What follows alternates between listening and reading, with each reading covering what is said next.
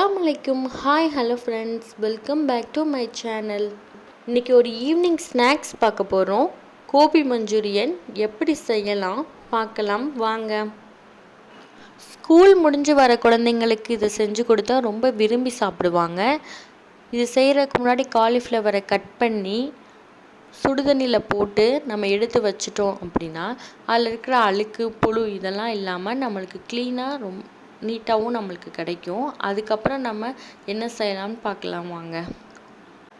இன்னொரு பவுலில் 2 table spoon cornflour மாவு, 1 டேபிள் ஸ்பூன் அரிசி மாவு, 1 டேபிள் ஸ்பூன் மைதா மாவு, ஒரு பிஞ்ச் அளவுக்கு கலர் பவுடர், கொஞ்சம் உப்பு இதெல்லாம் சேர்த்து கொஞ்சம் தண்ணி சேர்த்து கலந்து வச்சுக்கணும்.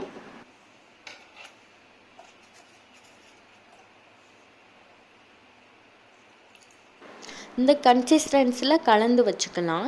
நம்ம ஏற்கனவே எடுத்து வச்சு சுடுதண்ணியில் போட்டு எடுத்து வச்சு இந்த காலிஃப்ளவரை இந்த மாவில் போட்டு கலந்து ஒரு 5 நிமிஷம் ஊற வச்சுக்கலாம். ஒரு கடாயில் கொஞ்சம் எண்ணெய் ஊற்றி நல்ல சூடானோன்னு நம்ம மேக்னேட் பண்ணி வச்சுருந்த காலிஃப்ளவரை எடுத்து பொரிச்சு எடுத்துக்கலாம்.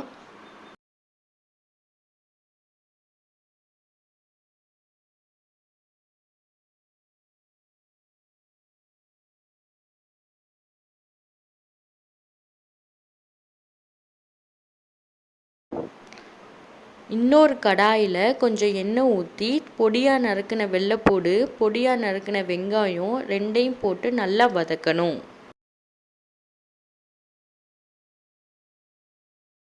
அது 2ம் நல்லா வதங்கினோன்னே 1 tablespoon soya sauce, 1 tablespoon chilli sauce, 3 tablespoon tomato sauce 3ஐயும் போட்டு நல்லா வதக்கணும்.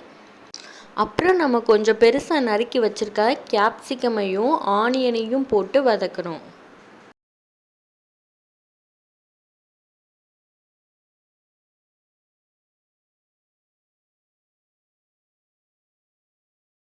அப்புறம் நமக்கு தேவையான அளவு உப்பு போட்டு வதக்கிட்டு நம்ம ஏற்கனவே ஃப்ரை பண்ணி வச்சுருந்த காலிஃப்ளவர் எடுத்து போட்டு வதக்கினா நம்மளுக்கு தேவையான evening snacks gobi manchurian ready.